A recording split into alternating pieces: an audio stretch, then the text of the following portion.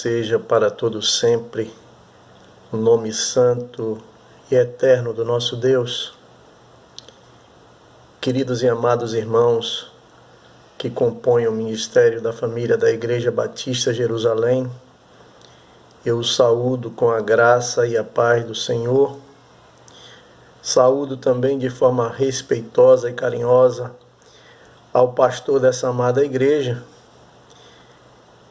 E gostaria de dizer aos irmãos que para mim é um privilégio muito grande poder inquirir no santo templo do Senhor. O salmista, ele nos diz que na presença do Senhor há plenitude de alegria. Por esse motivo eu estou muito alegre.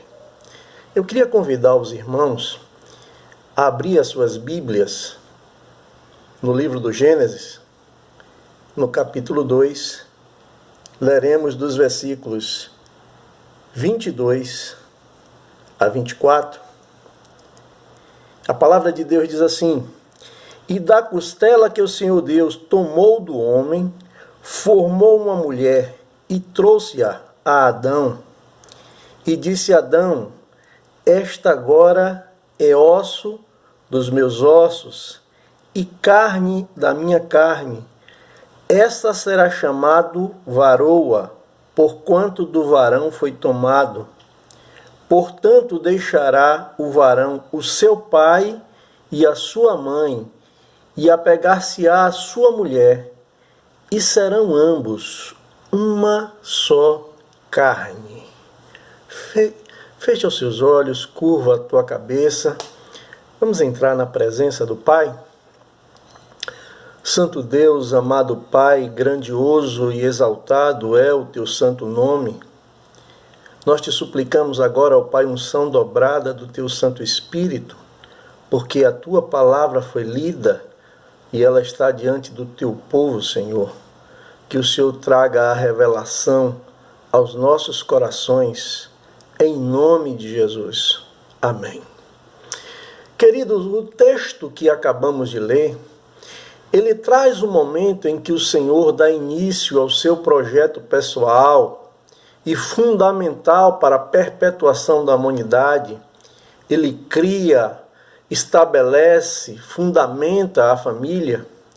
E é quando o Senhor afirma em sua palavra: Portanto, deixará o homem seu pai e sua mãe, e unir-se-á uma mulher, e serão uma só carne. A palavra carne no texto mencionado faz referência à conjunção carnal, sem a qual é impossível formar uma família. Só existem famílias, quero deixar bem claro, se houver a união entre um homem e uma mulher. Não existem famílias sem a participação de pessoas do sexo oposto. Aprendo que Deus te confiou, meu irmão, minha irmã, uma responsabilidade grandiosa, que é ser parte intrínseca do seu primeiro projeto pessoal. E diga que sob destaque que a família é a instituição mais antiga da face da terra. A família é um projeto pessoal de Deus, e Deus estabelece na família os seus fundamentos. Lá no Gênesis 2:18, o Senhor tem uma percepção extraordinária quando encontra o homem em um momento contemplativo. E o Senhor diz assim, e disse mais o Senhor Deus: não é bom que o homem esteja só. Far-lhe-ei uma adjuntora que lhe seja idôneo. Não é bom, queridos, formar família sem a participação de um casal. Esse conceito de família que nós vemos hoje aí, um conceito de família pós-moderna do século XXI, onde pessoas estabelecem família com pessoas do mesmo sexo, eu tenho a convicção em dizer que não é o conceito natural das coisas, porque não foi assim que Deus as estabeleceu. A formação de uma família natural, ela tem que ter a participação do homem e da sua auxiliadora ou adjuntora, como o texto nos revela. É interessante que a palavra adjuntora, ela tem por significado aquela que auxilia. No hebraico, ela tem um significado de contraparte ou parceira. Significa o que para você, minha irmã? É que Deus te dotou de uma capacidade extraordinária de perceber coisas que muitas das vezes o homem não consegue perceber.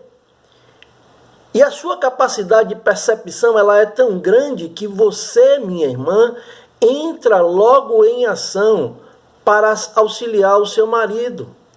Eu me recordo agora, uma vez que estava pregando numa igreja, e eu fiquei com a garganta seca. E as pessoas não perceberam, mas a minha esposa estava sentada no banco e ela foi me auxiliar, levando um copo de água para mim.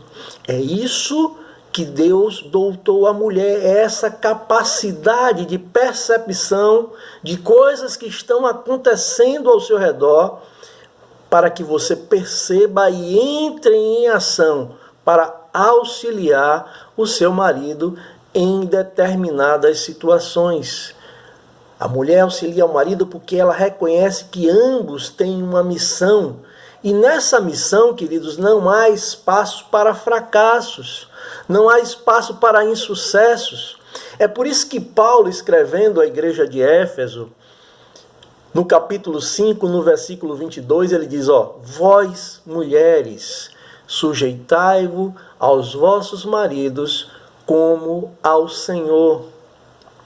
A proposta de sujeição que eu entendo que Paulo traz aqui para esta igreja não é aquela coisa da submissão, da mulher estar submissa ao marido, estar sujeita às vontades do marido, mas é o propósito da mulher estar sujeita à mesma missão que o marido tem.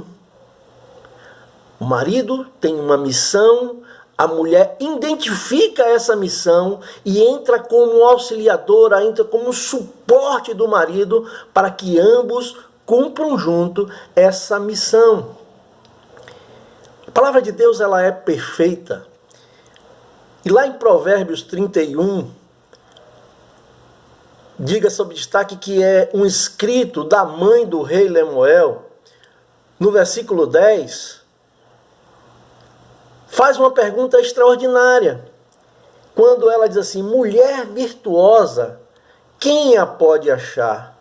Pois o seu valor muito excede ao de joias preciosas.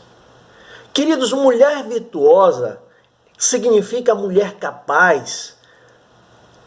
Ela é dotada de um caráter nobre e tem conhecimento sobre as coisas úteis. Ela é uma mulher que tem ações extraordinárias. Ela percebe as coisas e ela toma as suas atitudes de forma correta. E a partir do versículo 11 desse texto, são apresentadas as qualidades dessa mulher virtuosa. Versículo 11. O coração do seu marido está nela confiado. Ou seja, a mulher virtuosa é uma mulher que tem a confiança não só do marido, mas também da sociedade, dos seus filhos, de todos os seus familiares. E aí o texto continua. E a ela nenhuma fazenda faltará.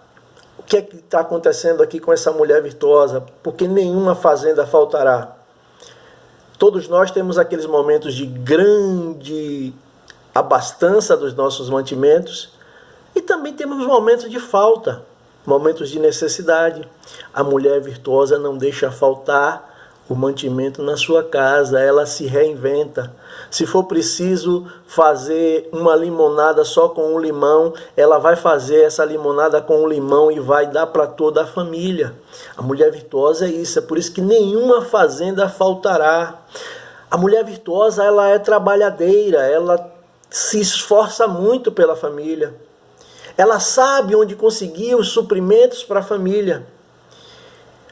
Tem uma parte desse texto aí de Provérbios 10, que diz assim: ainda à noite e já se levanta.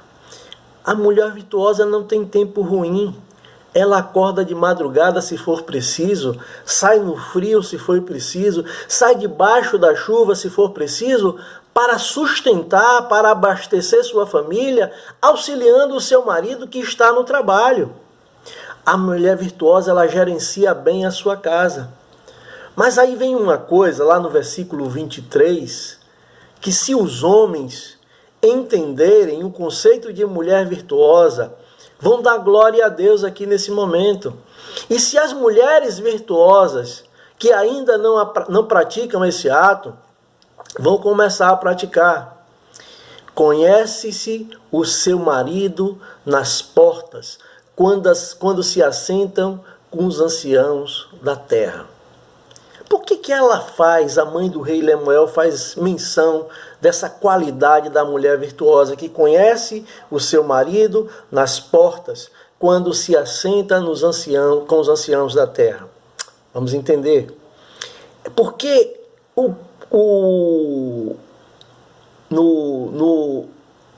na antiguidade, as pessoas que deliberavam sobre a cidade, as autoridades, os magistrados, os juízes, os líderes, os governantes, eles deliberavam os assuntos de interesse comum da coletividade na porta da cidade. E aquele homem da mulher virtuosa, ele é reconhecido. O que é isso? Quando ele passa, as pessoas dizem: olha, já vai ali fulano, aquele homem é íntegro, aquele homem tem uma postura diferente das pessoas da sociedade, ele é um homem que sabe se comportar, ele sabe entrar, sabe sair. E a palavra continua dizendo que ele se assenta com os anciãos. Então ele também tem virtudes que são maravilhosas. E isso é fruto do investimento que a sua mulher faz, não só na aparência dele, mas também na formação do seu caráter, incentivando, dando a ele suporte necessário como uma auxiliadora. Ele ocupa o seu lugar entre os mais importantes da comunidade, entre os anciãos que administram a justiça nas portas da cidade.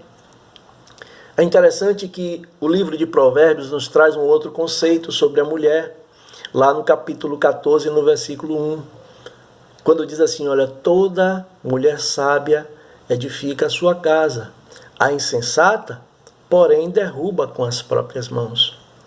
Qual é o meu incentivo aqui neste momento a gravar esse vídeo para você? Minhas irmãs, sede pois sábias para ajudar os seus maridos na missão que o Senhor confiou a ambos. Vocês têm uma missão muito importante, para que você, minha irmã, comece a receber o bônus da coisa.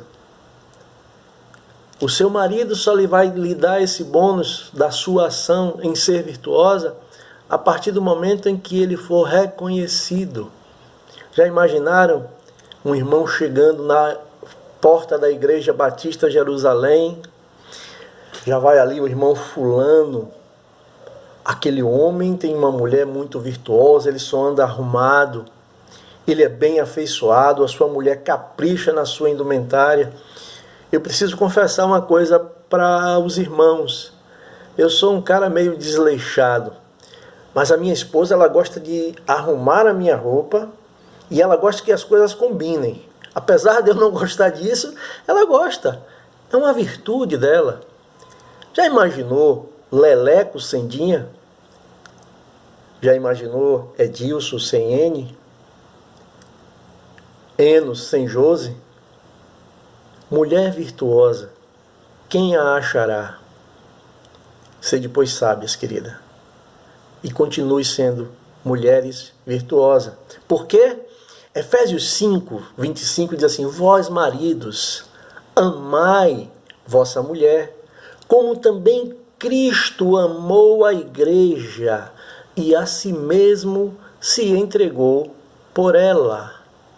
Começa o bônus. Amar, queridos, amar. Eu entendo aqui que esse texto incentiva os maridos a amar suas esposas, como também Cristo amou a própria igreja e a si mesmo se entregou pela igreja. Ou seja, o marido tem essa capacidade de brigar pela sua mulher, e trazer não só o mantimento, mas também nutri-la com presentes, com mimos. A partir do momento em que ele é reconhecido, ele vai trazer esse bônus com esse tipo de ação que ele recebe. E aí, no próprio livro de Efésios, no capítulo 5, Paulo faz uma sugestão de como devemos apresentar as nossas esposas: gloriosa, sem mácula, nem ruga, nem qualquer coisa semelhante, mas santa e irrepreensível. O que eu aprendo com esses dois textos é que temos que investir nas nossas relações, buscar a todo tempo fazer a felicidade das nossas esposas. É interessante que no casamento, no noivado judaico, né, o noivo, ele ia pedir a mão da noiva, e ele não ficava indo lá na casa da noiva quando estabelecia aquele compromisso todo final de semana, todo dia da semana, 2 vezes por semana. Não. Ele ia, estabelecia o compromisso, e quando ele estabelecia aquele compromisso que era aceito pela família da noiva e pela própria noiva, ele escolhia um homem chamado o amigo do noivo. E esse amigo do noivo, ele ia todas as vezes levar notícia do noivo e trazer notícia da noiva para o noivo. Só que, quando ele ia levar as notícias do noivo, ele ia levando presentes para a noiva. E era com esses presentes que a noiva se adornava para o casamento. Aí as irmãs podem estar dizendo aí nesse momento: renova os nossos dias como dantes, Senhor. Só que os presentes, queridos, não eram bombons, não eram flores, não eram cartão.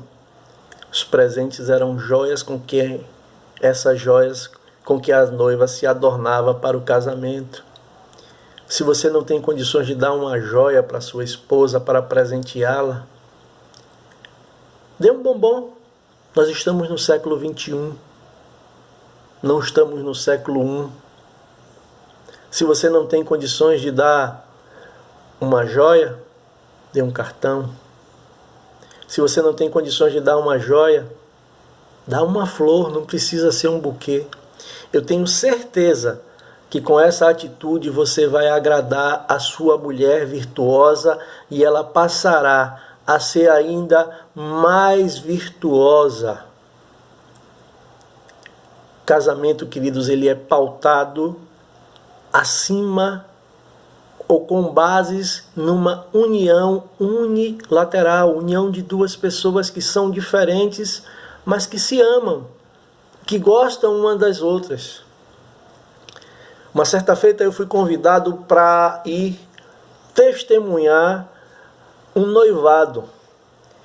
E quando eu fui para testemunhar aquele noivado, eu tinha ciência de que o pai da noiva, ele não queria que aquela relação fosse estabelecida.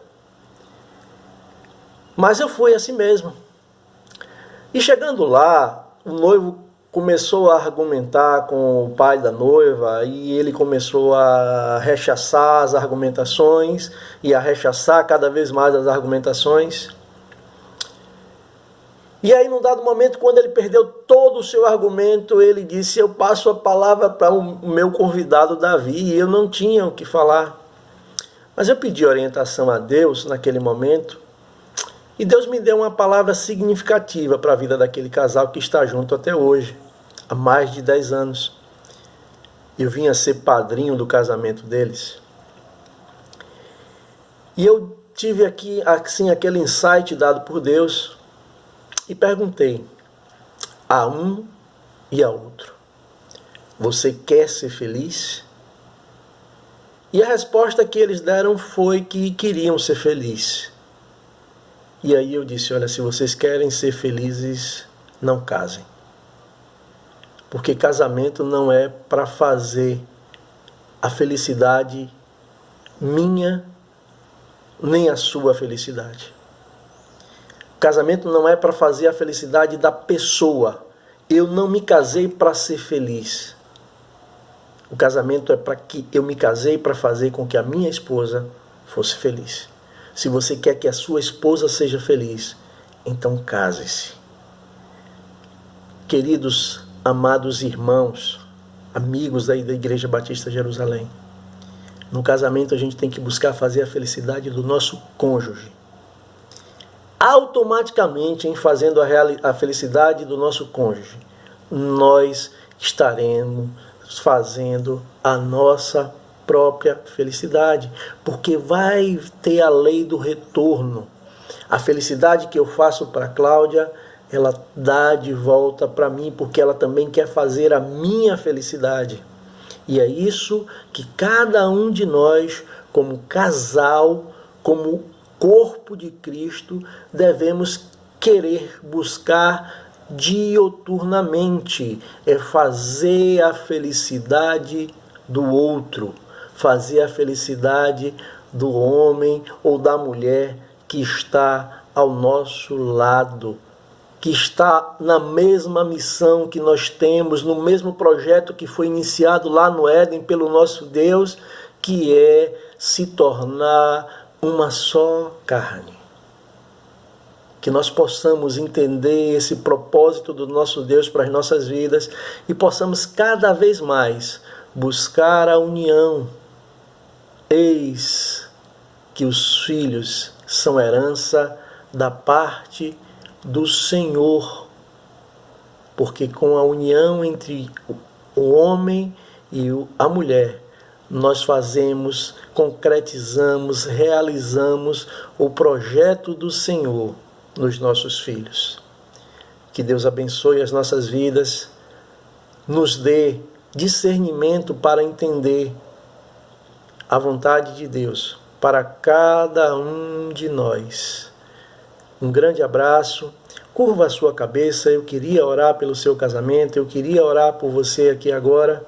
Fecha os seus olhos e ora comigo, por favor. Santo Deus, amado Pai, a Tua palavra foi lida, a Tua palavra foi pregada, Senhor, e te suplicamos, ó Pai, que o Senhor alcance os corações que precisam com esta palavra, que as pessoas que receberão esta palavra, que elas possam, ó Pai, entendê-la e praticá-la. Que o Senhor abençoe a Igreja Batista Jerusalém, que o Senhor abençoe o pastor Jorge Mariano na direção da igreja, que o Senhor abençoe, ó Pai, os líderes do Ministério da Família, na direção desse projeto maravilhoso que foi estabelecido pelo Senhor no Éden, que é a família.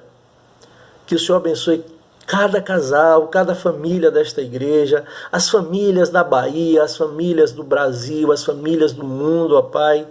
Que esse momento difícil que o povo de Deus está vivendo, que ele possa passar, Senhor, e nós possamos passar ileso por esta pandemia, Senhor. Abençoa as nossas vidas, direciona-as em nome de Jesus. É o que te suplicamos e te agradecemos por tudo. Amém.